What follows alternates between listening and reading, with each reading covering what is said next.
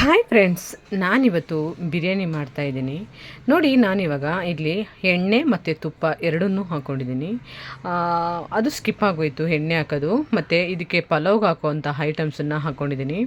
ಎಲ್ಲನೂ ಅಂದರೆ ಚಕ್ರಮೊಗ್ಗು, ಲವಂಗ, ಚಕ್ಕೆ ಮತ್ತು ಎಲ್ಲನೂ ಏಲಕ್ಕಿಕಾಯಿ ಮತ್ತು ಪಲಾವ್ ಎಲೆ ಎಲ್ಲನೂ ಹಾಕ್ಕೊಂಡು ಎಣ್ಣೆನ ಸ್ವಲ್ಪ ಜಾಸ್ತಿನೇ ಹಾಕಿದ್ದೀವಿ. ನಾವು ಕಟ್ ಮಾಡಿರುವಂತಹ ಈರುಳ್ಳಿ ಮತ್ತು ಹಸಿರುಮೆಣ್ಸಿನ್ಕಾಯಿ ನಾವು ಮಾಡ್ತಾ ಇರೋದು ಇವತ್ತು 2 kg ಅಕ್ಕಿಗೆ ರೈಸ್ ಮಾಡ್ತಿರೋದು. ದೊಡ್ಡ ಪಾತ್ರೆಯಲ್ಲಿ ಮಾಡ್ತಾಯಿದ್ದೀವಿ.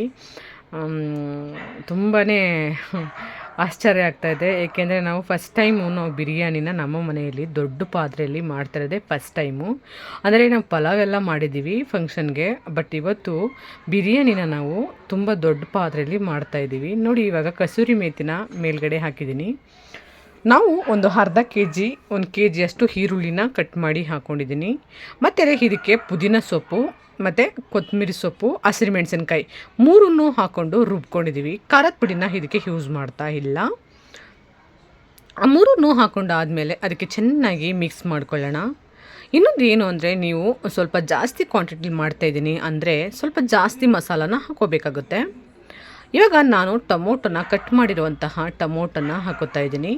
ಅದು ಒಂದು 1 kg ಅಷ್ಟು ಟೊಮೊಟೊನ ಹಾಕ್ಕೊಂಡಿದ್ದೀವಿ. ಅದನ್ನೆಲ್ಲ ಹಾಕ್ಕೊಂಡಾದ್ಮೇಲೆ 2 kgಗೆ ನಾವು ಮಾಡ್ತಾ ಇರೋದು ರೈಸನ್ನು, ಅಂದರೆ 2 kg ಬಿರಿಯಾನಿ ಮಾಡ್ತಾ ಇರೋದು. ಅದಕ್ಕೆ ನಾವೆಲ್ಲ ಟೊಮೊಟೊ ಎಲ್ಲ ಚೆನ್ನಾಗಿ ಅದು ಬೇಯೋವರೆಗೂ ಬೇಯಿಸ್ಕೊಬೇಕು. ಇದಕ್ಕೆ ನಾನು ಮೇಲ್ಗಡೆ ಸ್ವಲ್ಪ ಕೊತ್ತಂಬರಿ ಸೊಪ್ಪನ್ನು ಹಾಕ್ಕೊಳ್ಳೋಣ. ಕೊತ್ತಂಬರಿ ಸೊಪ್ಪನ್ನು ಹಾಕ್ಕೊಂಡು ಚೆನ್ನಾಗಿ ಮಿಕ್ಸ್ ಮಾಡ್ಕೋಬೇಕು. ಮಿಕ್ಸ್ ಮಾಡ್ಕೊಂಡು ಅದನ್ನು ಎಲ್ಲ ನೀಟಾಗಿ ಬೇಯಬೇಕು. ಅದು ನೋಡಿ, ಈ ಥರ ಬೇಯಿಸ್ಕೊಬೇಕಾಗುತ್ತೆ.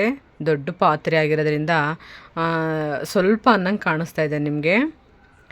ಮತ್ತು ಈಗ ಅದನ್ನು ನೋಡಿ ಎಲ್ಲ ನೀಟಾಗಿ ಬೇಯಿಸ್ಕೊಳ್ಳೋಣ. ಈ ಥರ ಬೇಯಿಸ್ಕೊಬೇಕಾಗುತ್ತೆ. ಇದರಲ್ಲಿ ಇನ್ನೊಂದು ಏನು ಅಂದರೆ, ನೀವು ಬಿರಿಯಾನಿ ಮಾಡ್ತೀನಿ ಅಂದರೆ ಸ್ವಲ್ಪ ಉಪ್ಪು ಮತ್ತು ಖಾರ ಹಾಕಿ ಮೊದಲೇ ಅದನ್ನ ಫ್ರೈ ಮಾಡ್ಕೋಬೇಕು ಚೆನ್ನಾಗಿ. ಆ ಮಸಾಲ ಎಲ್ಲ ನೀಟಾಗಿ ಫ್ರೈ ಆದಮೇಲೆ ಇದಕ್ಕೆ ನಾವು ಚಿಕನ್ನ ಹಾಕ್ಕೊತಾ ಇದ್ದೀವಿ. ಚಿಕನನ್ನು ಹಾಕ್ಕೊಂಡು ಚೆನ್ನಾಗಿ ಅದು ಅಂದರೆ ಅದರಲ್ಲಿರೋ ನೀರು, ಚಿಕನಲ್ಲಿರೋ ನೀರೆಲ್ಲ ಫುಲ್ಲು ಸುಂಡೋಗೋವರೆಗೂ ನಾವು ಫ್ರೈ ಮಾಡ್ಕೊಬೇಕು. ಅದರಲ್ಲಿ ಚಿಕನಲ್ಲಿರೋಂಥ ನೀರೆಲ್ಲ ಫುಲ್ಲು ಸುಂಡೋದ್ಮೇಲೆ ಅದಕ್ಕೆ ನಾವು ರೈಸನ್ನು ಹಾಕೋಬೇಕಾಗುತ್ತೆ. ಚಿಕನ್ಗೆ ಉಪ್ಪು ಒಂದು ಸ್ವಲ್ಪ ನೀವು ಜಾಸ್ತಿನೇ ಹಾಕ್ಕೊಳ್ಳಿ. ಉಪ್ಪು ಹಾಕ್ಕೊತಾ ಇದ್ದೀನಿ ಇವಾಗ. ನೀವು ಜಾಸ್ತಿ ಉಪ್ಪು ಹಾಕ್ಕೊಂಡ್ರೆ ಚಿಕನು ಉಪ್ಪು ಖಾರ ಎಲ್ಲ ಚೆನ್ನಾಗಿ ಹಿಡಿಯುತ್ತೆ. ಆವಾಗ ನಮಗೆ ಬಿರಿಯಾನಿ ಒಳಗಡೆ ಆ ಥರ ಪೀಸು ಸಿಕ್ಕಿದಾಗ ಪೀಸು ಸಪ್ಪೆ ಸಪ್ಪೆ ಅಂತ ಅನಿಸಲ್ಲ. ನೀವು ನೋಡಿ, ಕೆಲವರು ಅಂದರೆ ಎಲ್ಲಾದ್ರೂ ನಾವು ಬಿರಿಯಾನಿ ತಿನ್ನಬೇಕಾದ್ರೆ ಚಿಕನ್ನು ಪೀಸು ತುಂಬ ಬೆಂಡ್ ಥರ ಇರುತ್ತೆ, ಇಂಟ್ರೆಸ್ಟೇ ಬರಲ್ಲ ಆ ಚಿಕನ್ ತಿನ್ನಬೇಕು ಅಂತ. ಅದನ್ನೇ ನೀವು ಸ್ವಲ್ಪ ಹೊತ್ತು ಚೆನ್ನಾಗಿ ನೀವು ಉಪ್ಪು ಖಾರ ಜೊತೆಲಿ ಚಿಕನನ್ನು ನೀವು ಬೇಯಿಸ್ಕೊಂತು ಅಂದರೆ ಅದಕ್ಕೆಲ್ಲ ನೀಟಾಗಿ ಚಿಕನ್ಗೆ ಹಿಡಿಯುತ್ತೆ. ಈಗ ನೀರೆಲ್ಲ ಫುಲ್ಲು ಸುಂಡೋಗಿ ನೋಡಿ, ಎಣ್ಣೆ ಈ ಥರ ಬಿಟ್ಕೊಬೇಕು. ಆ ಥರ ನಾವು ಅದನ್ನು ಮಾಡ್ಕೋಬೇಕಾಗುತ್ತೆ. ಇದಕ್ಕೆ ನಾನು ಸ್ವಲ್ಪ 1.5 ಸ್ಪೂನು 2 ಸ್ಪೂನಷ್ಟು ಗರಂ ಮಸಾಲಾನ ಹಾಕೋತಾ ಇದ್ದೀನಿ. ಮತ್ತು ಇದಕ್ಕೆ ನಾವು ಸ್ವಲ್ಪ ಬಿರಿಯಾನಿ ಪೌಡರು ಅಂದರೆ ಒಂದು 3 ಸ್ಪೂನು 4 ಸ್ಪೂನು ಹಾಕ್ಕೊಳ್ಳಿ. ಮತ್ತು ಇರಲಿ ಅಂತ ಖಾರ ಕಮ್ಮಿ ಇದೆ, ಹಸಿರುಮೆಣ್ಸಿನ್ಕಾಯಿ ಯಾಕೋ ಖಾರ ಇಲ್ಲ ಅಂದ್ಬಿಟ್ಟು ಖಾರದ ಪುಡಿ ಒಂದು ಸ್ಪೂನು ಖಾರದ ಪುಡಿನ ಹಾಕೋತಾ ಇದ್ದೀನಿ.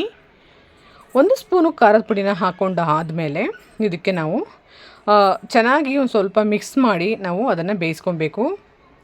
ಇದಕ್ಕೆ ನೋಡಿ, ಬಿರಿಯಾನಿ ಪೌಡ್ರನ್ನ ನಾವು ಫಸ್ಟು 1 ಪಾಕೆಟನ್ನು ಹಾಕಿದ್ದೀವಿ, ಮತ್ತು ಇನ್ನೂ ಒಂದು 2 ಪಾಕೆಟನ್ನು ಹಾಕೋತಾ ಇದ್ದೀವಿ. ನೋಡಿ, ಈ ಥರ ಹಾಕೋಬೇಕಾಗುತ್ತೆ. ಬಿರಿಯಾನಿ ಪೌಡರು ನಾವು ಜಾಸ್ತಿ ಮಾಡ್ತಿರೋದ್ರಿಂದ ಒಂದು ಸ್ವಲ್ಪ ಜಾಸ್ತಿ ಪೌಡರೇ ಬೇಕಾಗುತ್ತೆ. ನೋಡಿ, ಈಗ ಎಲ್ಲ ನೀಟಾಗಿ ಮಿಕ್ಸ್ ಮಾಡ್ಕೊಬೇಕು. ಇದಕ್ಕೆ ನಾನು ಸ್ವಲ್ಪ ಮೊಸರನ್ನ ಹಾಕ್ಕೋತಾ ಇದ್ದೀನಿ. 1/4 ಲೀಟ್ರ್ ಮೊಸರನ್ನ ಹಾಕ್ಕೊಳ್ಳಿ. ನಾವು ಮಾಡ್ತಿರೋದು 2 kg ಬಿರಿಯಾನಿ ಆಗಿರೋದ್ರಿಂದ 1/4 ಲೀಟ್ರ್ ಮೊಸರನ್ನ ಇದಕ್ಕೆ ಹಾಕ್ಕೋಬೇಕಾಗತ್ತೆ. ಹಾಕ್ಕೊಂಡು ಚೆನ್ನಾಗಿ ನೀಟಾಗಿ ಮಿಕ್ಸ್ ಮಾಡ್ಕೋಬೇಕು.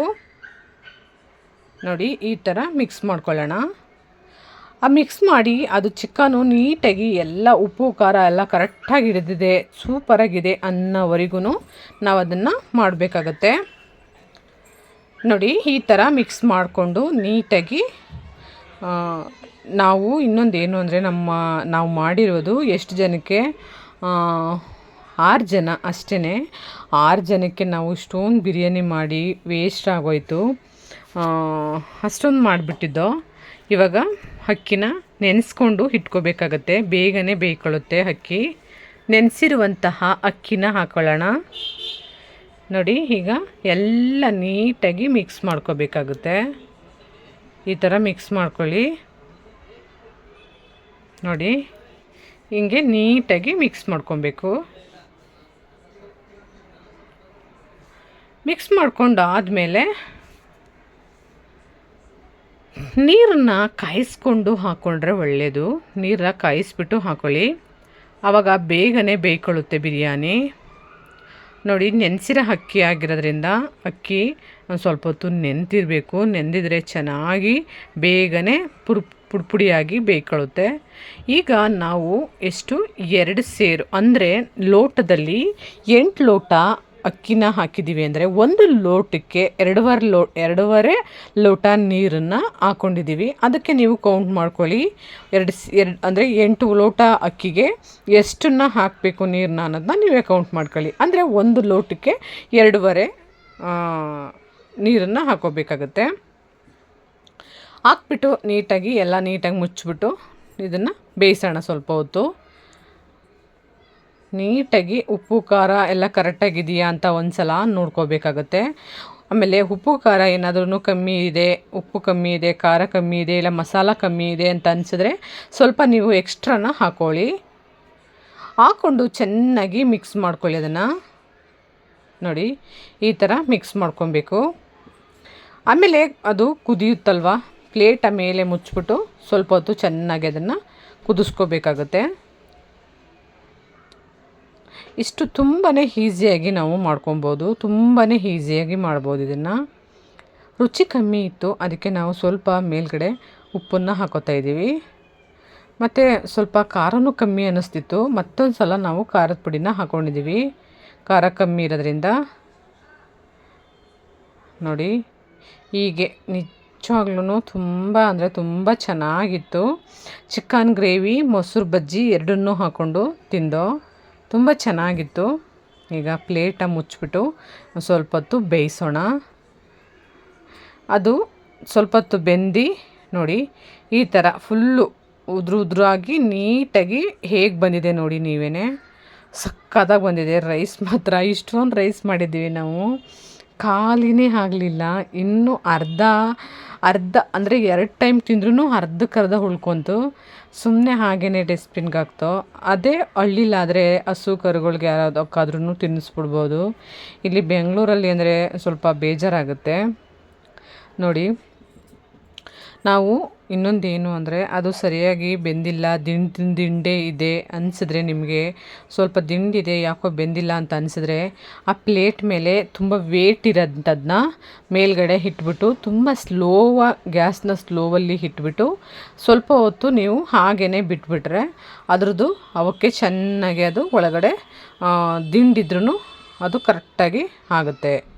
ಈ ಥರ ಮಾಡ್ಕೊಳ್ಳಿ, ನಿಮಗೆ ಈಸಿ ಆಗುತ್ತೆ ಮತ್ತು ಕಷ್ಟ ಅನಿಸಲ್ಲ. ನೋಡಿ, ಸ್ವಲ್ಪ ದಿಂಡಿದೆ ಅನ್ನಿಸ್ತು ನಮಗೆ. ಆವಾಗ ನಾವೇನು ಮಾಡ್ದೋ, ಸ್ವಲ್ಪ ಕುಟಾಣಿನ ಇಟ್ಬಿಟ್ಟು ಸ್ವಲ್ಪ ಹೊತ್ತು ಹಾಗೇ ಬಿಟ್ಟು ರೆಡಿ ಆಯಿತು. ಈಗ ಎಲ್ಲರಿಗೂ